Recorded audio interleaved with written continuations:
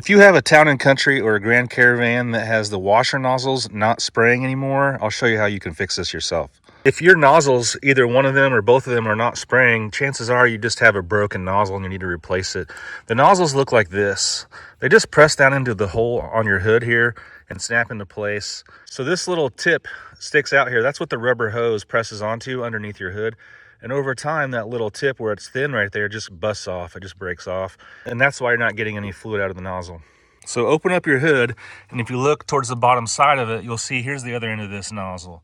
Again, here's what it's supposed to look like. This piece here is what this rubber hose would normally press onto.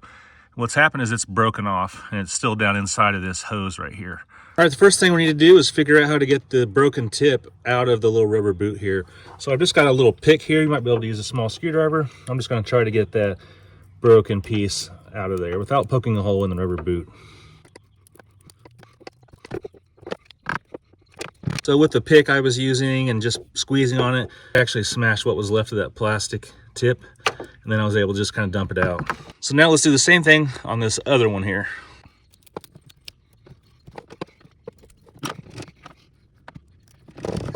Okay, now that I've got those black pieces out of there, I probably have some little pieces of debris from what was left of those tips in there. So before I connect these to the nozzle, I'm going to go ahead and activate the windshield washer to just kind of flush out whatever pieces of debris are left. All right, so I'm going to go ahead and get this old one removed here now. And as you can see, there's just a little tab on the top and on the bottom. You just need to press those down, get yourself a little flat screwdriver, and just sort of press that down, and you'll see it pop loose. The one on the bottom is the same. You'll probably break the tab if it's an old nozzle, and that's okay. Here's our old broken nozzle that we just removed. Now, I'll put a link to some replacement nozzles in the description. They're pretty cheap online, but I did go ahead and acquire myself some replacement ones while I was at my local scrapyard. So these are used ones, but they're still not broken, and I'm just going to go ahead and install these ones here. Installation is pretty self-explanatory.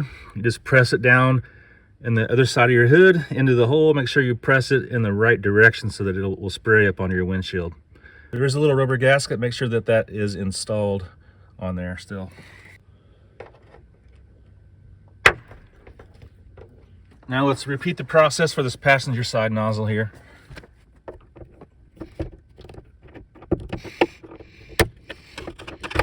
Here's the old broken one. Got my replacement one here I'm going to install. Again, insert it so that it faces the proper direction. Make sure it has the rubber gasket on the bottom still. And it will just snap into place.